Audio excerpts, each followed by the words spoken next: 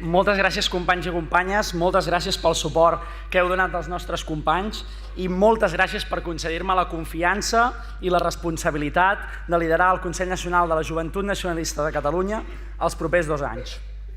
La meva presència avui aquí, i probablement la de molts de nosaltres, només es pot entendre per les vivències i les experiències que ens han precedit. En el meu cas, no hagués tingut mai l'oportunitat de ser avui aquí si la Laura Costa no m'hagués animat a presentar el Capsigrany o a redactar la meva primera proposta de resolució just 2 mesos després de començar a militar. Tampoc seria avui aquí si no hagués après de la Jordina Moltó i de la Meritxell Moltó que la política no només es fa a través dels grans discursos, sinó sobretot per l'amor incondicional cap a uns ideals i l'esforç diari, constant i completament desinteressat. Sense la convicció, fermesa i honestedat de la Marta Pascal, que m'ha ensenyat que els grans lideratges i les oportunitats apareixen, creixen i es consoliden amb l'exemple davant de qualsevol adversitat.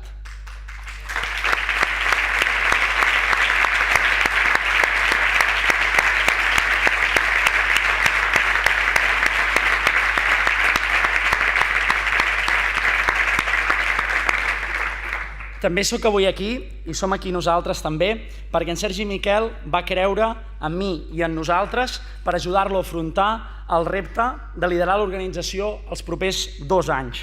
I li estic, i crec que li estem, molt agraïts. Per sobre de tots i de tothom, puc dirigir-vos aquestes paraules per l'amor, el recolzament i la confiança cega del meu germà i els meus pares. Sobre ells, totes les paraules que pugui dir seran poques.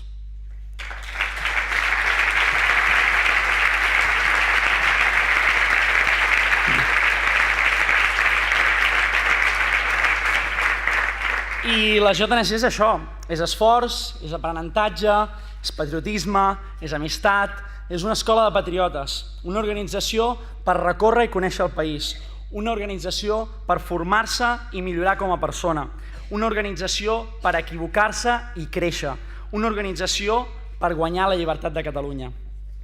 Durant aquests 2 últims anys he escoltat dir a moltes persones que si assolim la independència, la JNC deixarà de tenir sentit i haurà de transformar-se en una organització completament diferent.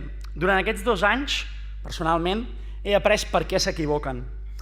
El propòsit fundacional de la JNC és trobar aquells joves que porteu dins vostre un incondicional i irracional esperit de servei al país i a la seva gent i canalitzar aquesta força per acomplir una missió. Fer de Catalunya un estat lliure. Fer de Catalunya un estat lliure el proper 27 de setembre. Quan aconseguim fer realitat aquesta missió, el propòsit pel qual es va fundar la JNC seguirà tenint sentit. I Catalunya seguirà necessitant que la JNC segueixi fent el que millor fa, arribar als joves d'arreu del país, que dins seu porten la llavor de l'esperit de servei, per fer créixer aquesta llavor i convertir-los en el que són i en el que representen per tots nosaltres persones com l'Anna Cejas, el Xavi Solà o la Laia Sala i tots els que d'aquesta generació es jubilen avui aquí. Autèntics patriotes que defensaran diàriament els valors del compromís, l'esforç i la responsabilitat en totes i cadascuna de les experiències que els porti la vida i que mai renunciaran a lluitar per fer de Catalunya el millor estat del món. Per tot això, sigui quin sigui el destí del nostre país, Catalunya sempre necessitarà joves amb esperit de servei, sempre necessitarà la joventut nacionalista de Catalunya.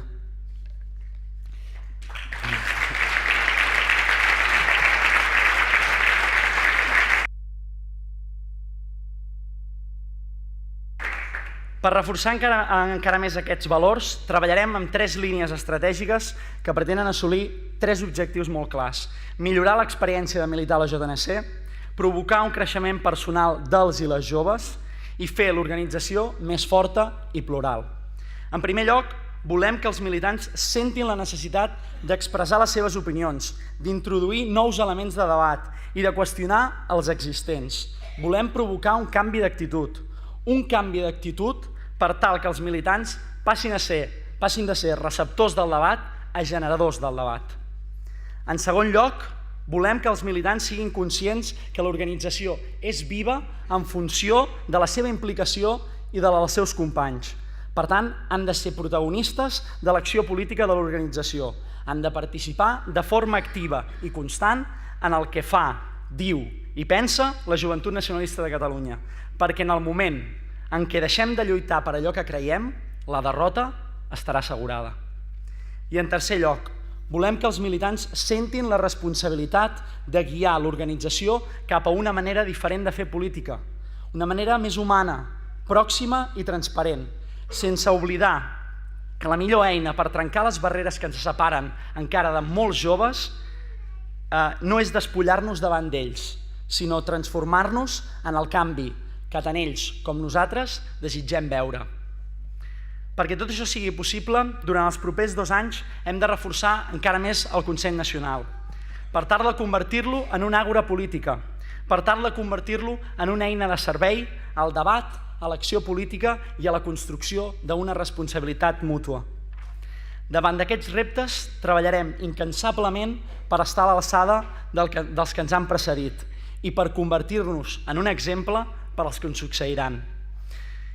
Abans de passar la paraula al que serà el 13è secretari general de la Joventut Nacionalista de Catalunya, en Sergi Miquel, deixeu-me acomiadar-me amb unes paraules del president Kennedy que m'ha inspirat el president Mas aquest matí. En la llarga història del món, només unes poques generacions han tingut l'oportunitat de defensar la llibertat en el seu moment de màxim perill. Nosaltres no defugim aquesta responsabilitat, l'acceptem de bon grat. Moltes gràcies, visca la JNC i visca Catalunya Lliure.